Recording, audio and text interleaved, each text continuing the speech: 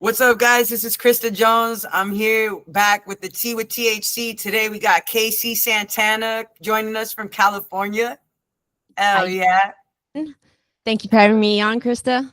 Of course, of course. It was a pleasure for us to participate in your podcast. So, as we launch these virtual episodes, we're across the country, but I definitely wanted to have you one of the first on our virtual episodes. So I appreciate you so much for taking the time. Thank you. Thank you. Yeah, got to get you guys back on because I think that's been a good minute. I think it's been almost 2 years, and I know you guys have evolved. I've evolved. But yeah, we got other things that we're busy with. So eventually we'll get you guys back on and update everybody what's up with everything you guys got going on there. Hell yeah. No, I appreciate it. And that goes into a little bit. Tell us about the podcast and the show and what you do in the space and give everybody a little bit of tea, of a little bit of KC.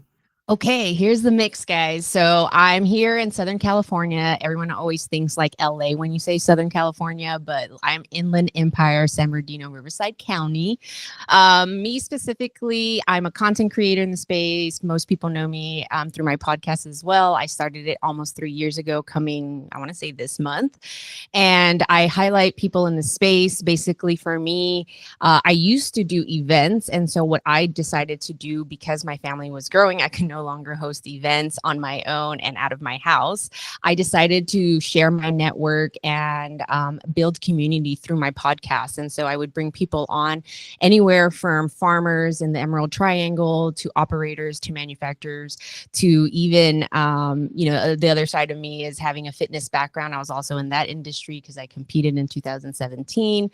I brought on like a professional bull rider all the way to jiu-jitsu fighters and specifically women that are participating as world wrestlers. So I just kind of have, I don't have a specific niche, I would say, just because I kind of have a love for everybody that is passionate about the plant in general. And so if I could kind of sniff that out from you and you have organic vibes, I pretty much have brought you on to share with the world what you're doing or what your mission is in this space.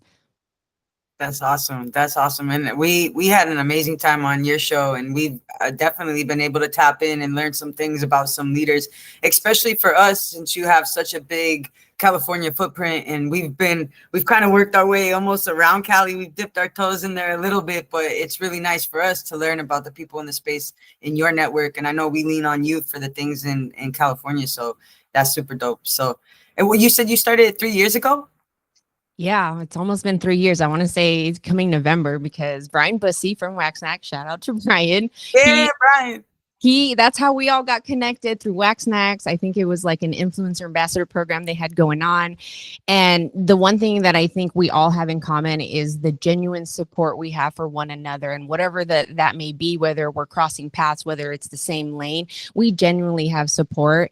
And so it's been 3 years since that time. And Brian was actually the first one. I think you guys weren't too far from there, but it's all about, trying to give it back to you guys now that everybody's kind of doing their own thing and shining in their own way. And so, yeah, it's been 3 years, and the shit you learn just getting your feet in there. If you watch, you'll see the evolve of my actual studio. This is one of the bedrooms in the house.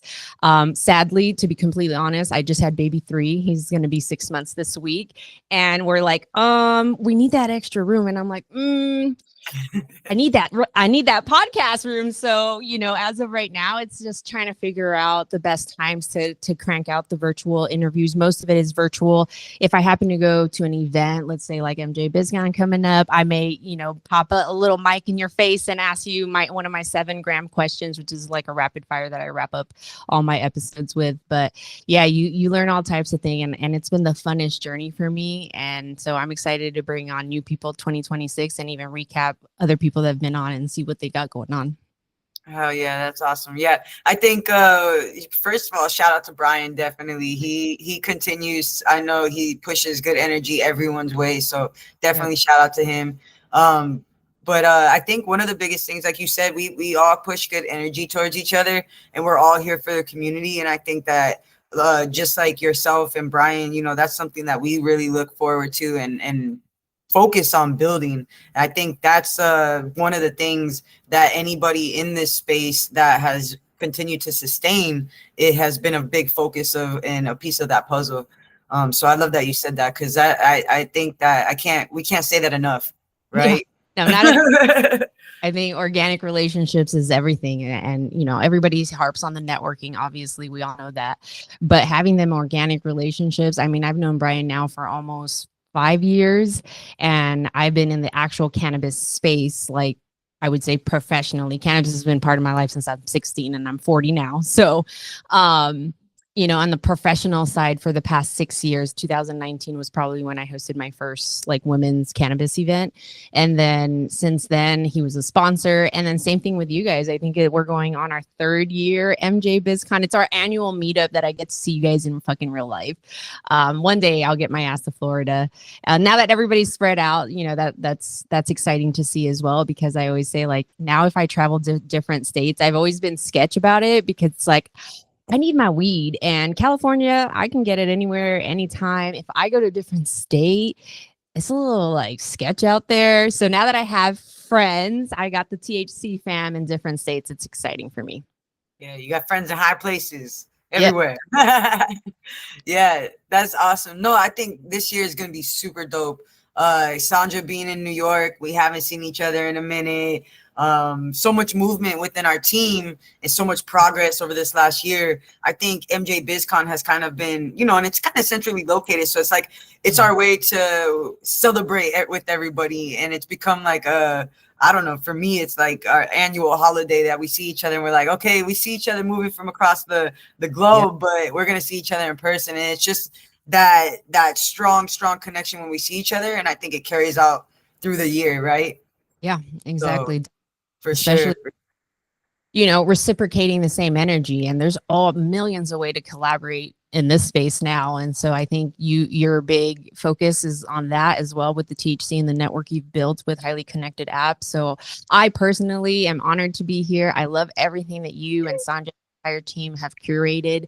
I'm a big fan of just having authentic network and just being around everybody that's just a hustler. I mean, you guys all have hustler energies. When I get on those monthly calls, when I can get on, bear with me when you guys are seeing my whole entire family, but they're everything. I mean, the energy on there, you can just tell you know you're working with killers, and that's what I'm all about.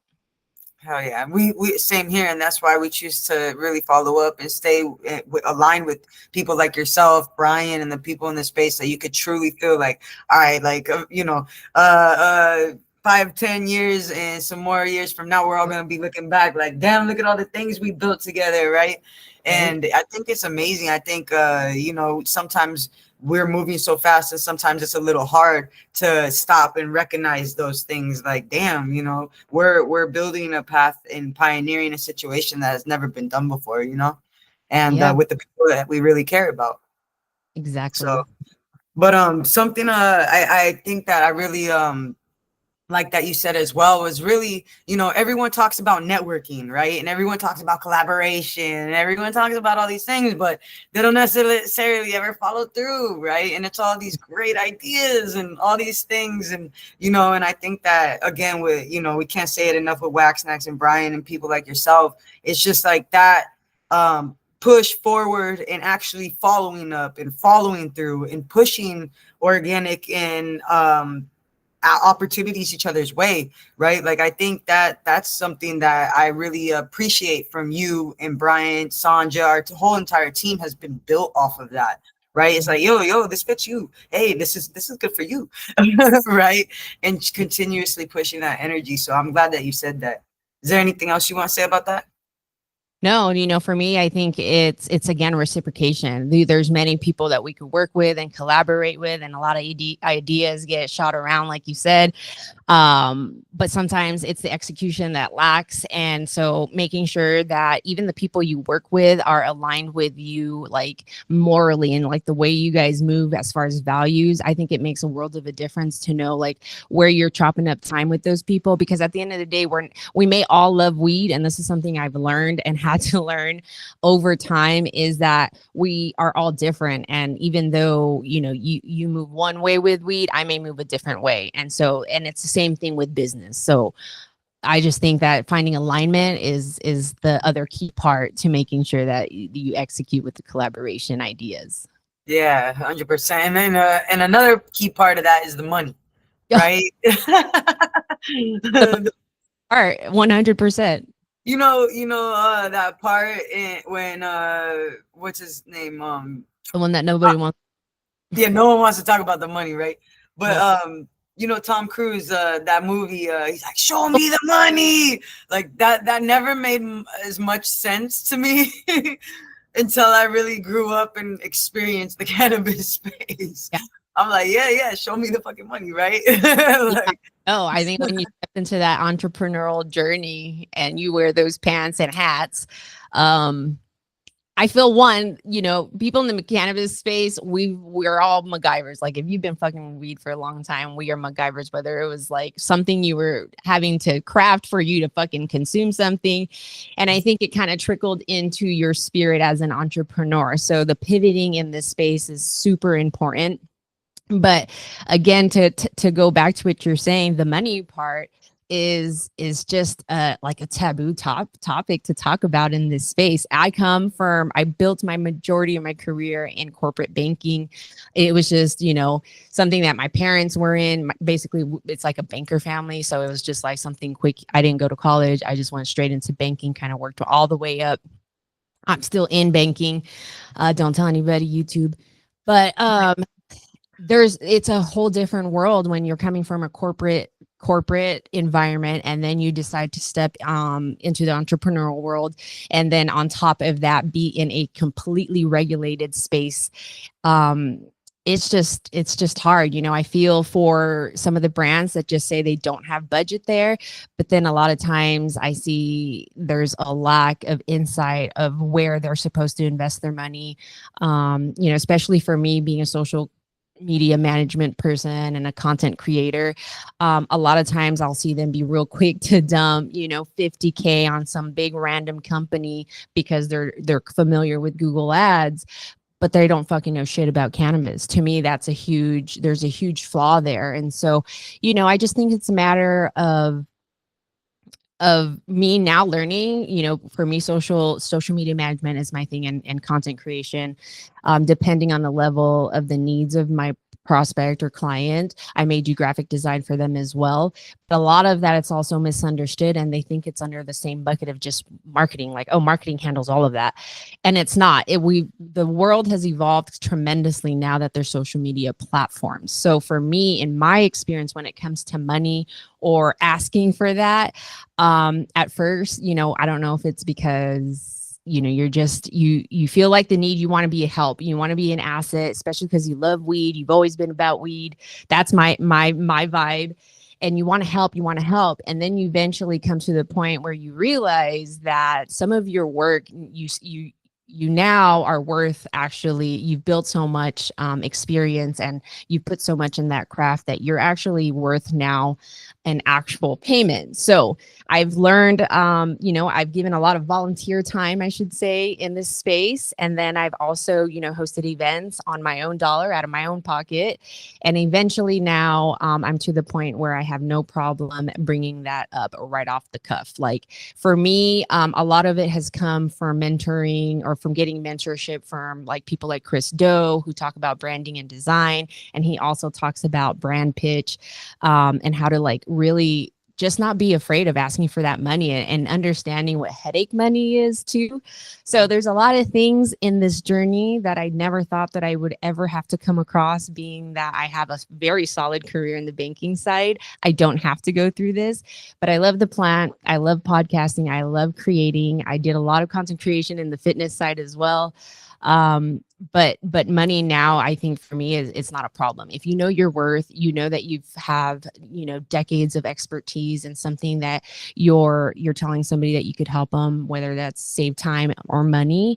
I think you should never just like lower your worth or degrade yourself, or be afraid to even ask for that money, because at the end of the day, if that business, in my opinion, knows their worth and their need, they're not going to really like bargain with dollars because they kind of know that where their investment is needed. So that's just my opinion on going through the experiences of doing a lot of shit for free and then now being comfortable with asking for what I believe is worth my work. Oh yeah. And I think it's all situational and phases, right? I mean, even Rihanna and Kendrick did the Super Bowl for free, but people are coming to us wanting things for free when they don't, they're not the Super Bowl. Right?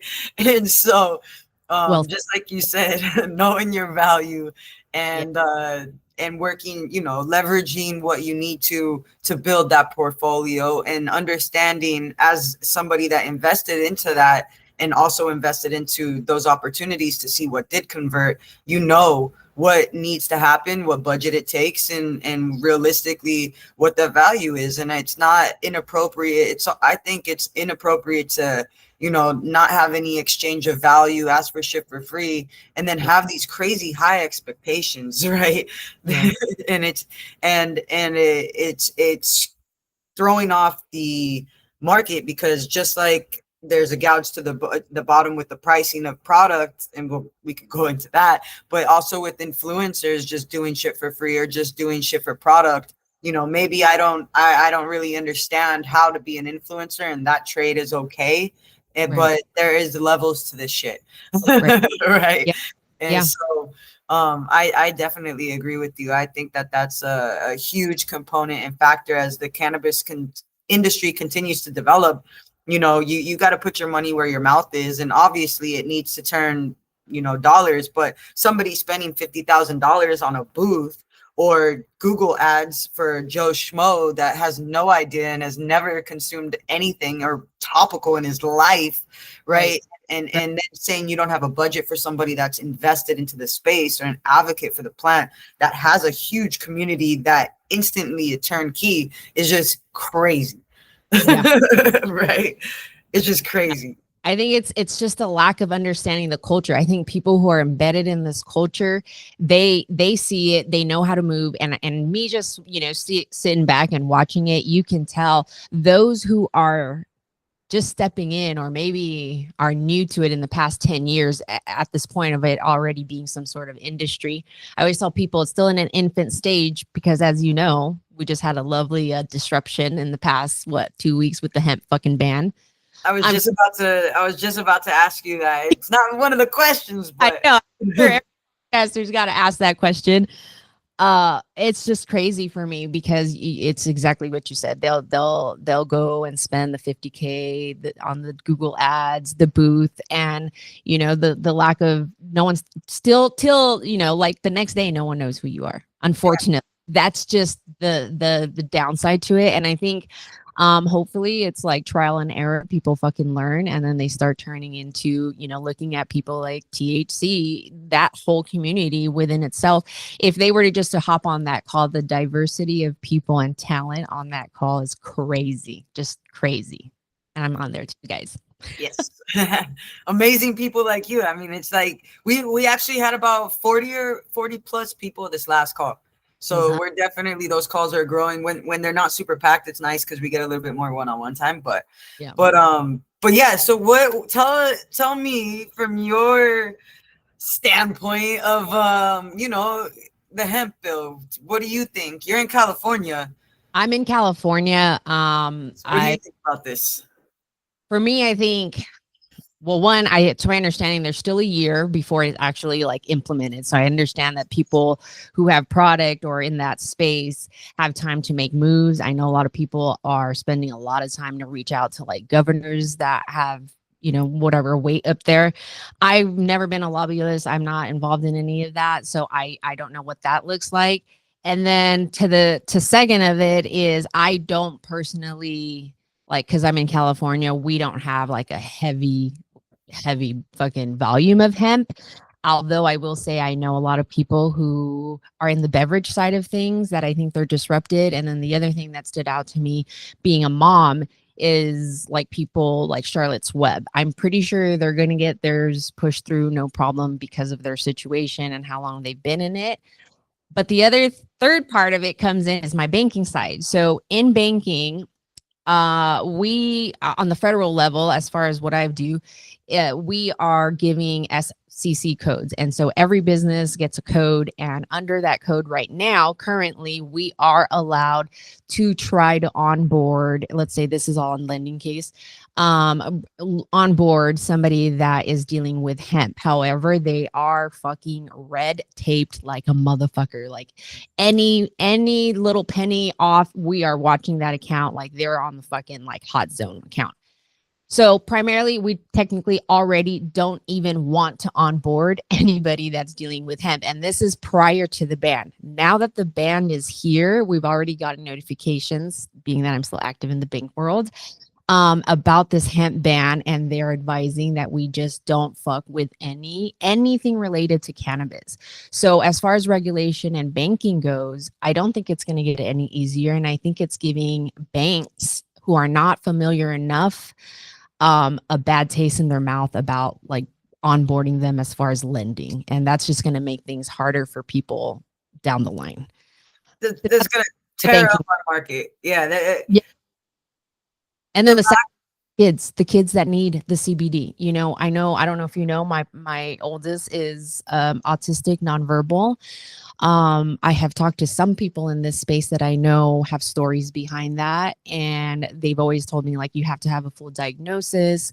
I have that now, and so my next step was to really try to. He's only 7, so it's a really like eggshell situation. Even though I'm in California because of CPS and all the reefer madness propaganda.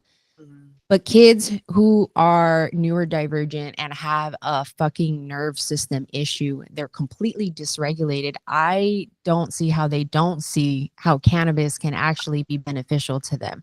So coming from that side of things, it bothers me because I was hopeful that eventually I would be able to figure out some way to get Colt to get CBD in his system just to see if it made a difference. I'm not saying it would, but I just wanted to see if it helped him, you know, calm down or regulate a little bit better, because for them to have all those sensory issues and be dysregulated, it disrupts their learning capabilities. And so then that's when the development skills become challenged.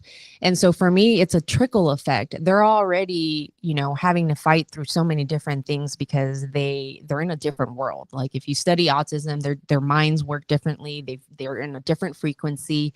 So coming from the mom's perspective and somebody that believes that this plant can really be beneficial on a full spectrum level to kids who are on the spectrum, really is the two things that I'm like, this has got to change. And I think I saw somewhere on social media, someone said, you know, they just need to decriminalize the plant all the way around. Like people don't even understand the difference between you know, a hemp plant versus a plant that's just going to be pure THC. Like there's really no difference. It's the same plant. It's just like understanding the different species of the plant, and that within itself has to be brought to like the government status. And I don't know who's going to do that. At the end of the day, big alcohol and big pharma, in my opinion, if they always have the upper hand, we're never going to get to see what we really want for this plant, and that's the world we live in. Yeah, and it looks like, you know, as we continue to grow and develop and push towards non-alcoholic alternatives, right? Since now we're on that shelf instead of our medical or cannabis and dispensary shelves, now we're going up against that, right? Yep. And I think that as we continue, it doesn't matter which way we turn, we're putting up a battle with all these different situations, and as a community everyone's working apart. So it's just it's very tough, it's very difficult. I talked to somebody the other day and they're like, yeah, you know, everybody talks about the cannabis community and it's a community of communities, you know. And I think that we need to work together as a community. We're all, you know, trying to have representation and do so many things in our community. That's what I really wanted to bring to the community with the Highly Connected, is like, you have a community, but you still could plug in with us. It doesn't matter if you do the exact same thing. Right. You still come to our community, reap the benefits, and let's make some money together. Yeah, there's so many things you could learn from one another's, you know. Yeah. No, seriously. And I really think that it's unfortunate that everything's happening with the it's getting rescheduled instead of descheduled, and that's the whole point. Is, it needs to just be decriminalized, just like you were saying. And it's putting us into a situation that no one wants to be in. Now I feel like everybody's going to get pushed into a situation where the money, there will be money in cannabis, right? Because now it's illegal again.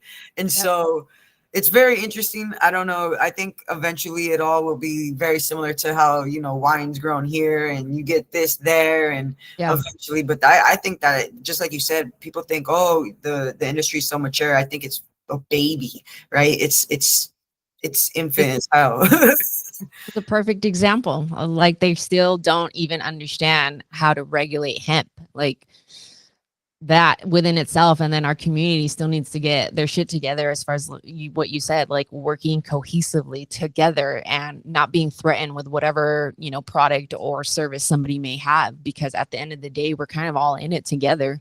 We're all in the same bucket of being shadow banned and dealing with not being able to really market like other companies do. And so, yeah, I think there's a lot of work to be done even within our community. Yeah. Like, let's be like high schoolers, like, let's get over that stage and work together. Yeah, no, I definitely think that we all just got to put our best foot forward and connect with each other, understand each other a little bit, and see where we all can plug in together, Yeah. Yeah. So the last question I have for you is, what do you hope to accomplish in the space? What's KC Santana's footprint, legacy? What do we see when we see that? Well, for me, it's just growing my podcast and really highlighting the amazing people behind amazing services and brands that come out of our specific space. Second to that is, I had mentioned my kid has autism. I'm really huge about being an advocate of a healthy lifestyle for that reason. And so that's the second half, is making sure that people are aware of autism and the different type of levels that there is, and how to, kind of like encourage people to not see them as disabled kids or even adults. And so for me, it's just continuing to use my voice in the most organic, authentic way that I can, that I feel really illustrates the lifestyle that I've built for myself and my family. And the plant's always going to be part of it, because it's authentically been part of my entire journey, my entire life. That's awesome. Well, I can't wait. Have you ever connected with Thunder? She does a lot in the autism community, and if Real 3 has been doing some things. I've been catching it, but no, I got to connect with them. I got to bring them on my podcast. Yeah. So when we link up at MJ Biz, we can lock that all down. Yes. Anything like that we could be a resource and pass some people your way, we got you. Yes. And we have a Canna Lounge suite. It's our 3rd annual one. We throw it every year at the Cosmopolitan. So I think I sent you your invite. I think that's going to be popping. We'll have food, dabs, just all the good shit to reset before all like the hot parties happen. Because I think Pressure Media's got something hot popping, right? I saw that. Yeah. So Thunder's launching that. Okay. And that's going to be at the Cosmo as well. So, we'll have to do the sweet hopping again. Yep. Actually trying to figure that all out. I think that's the most exciting part, is like right now we're literally, everybody's exchanging links, like where are we going to meet up, it's always the chandelier. I think everybody knows that, but I think with MJ Biz kind of tapping in on the outside events with their whole New Who collaboration, which was a very smart move of MJ Biz, I think that's going to shake things up. But I think majority of the night events will be at the Cosmo. So I'm looking forward to checking everything out. Yes, I can't wait. We definitely have some events. We'll be at the Blunt Brunch, and I know we'll see you there. Yeah. Shout out to them for having us and collaborating with them. Thunder's event will be at the Pickleball. Shout out to Brian and all those guys. Are you a spectator? I'll be spectating and doing interviews. Well, okay, great. We'll be catching. Yeah, so we'll do that. And then we got on the 4th, we're doing hopefully you don't got to leave quick again, because I know you always got to be out because you got the kids. But we're doing Big X the Plug at Hakkasan on the 4th. So. Oh, yes. Okay. Yeah. So. Badass party there. Yes, yes. Everything is on the app, as you know. So Yep. cool, cool. Well, thank you so much for taking the time. I really, really look forward to seeing you in person. I'm glad that I got to catch up with you. It's always a pleasure. Can you tell everybody where they can find you and get some more tea when you spill it? Yes, absolutely. So you guys can find me on Instagram, YouTube, and LinkedIn. KC Santana on LinkedIn, K_Chifa on Instagram, and Chifa Entertainment on YouTube. And if you guys have any questions, you guys could hit me on the DMs, and I'm pretty quick to get back at you. But thank you again, Krysta, for having me, and I look forward to seeing the entire squad in the next 2 weeks. Hell yeah, we're about to turn up. I feel like it's going to be extra lit. Anticipation is already rising. Yes, I made sure that we have the 5th off, so that way we Right. have Recoup. we're lined up. So, but yeah, we'll have more with that here soon. Awesome. But all right, well, thank you so much. That's the tea with THC. Thank you, KC. So everybody tap in, stay tuned. We'll give you more tea.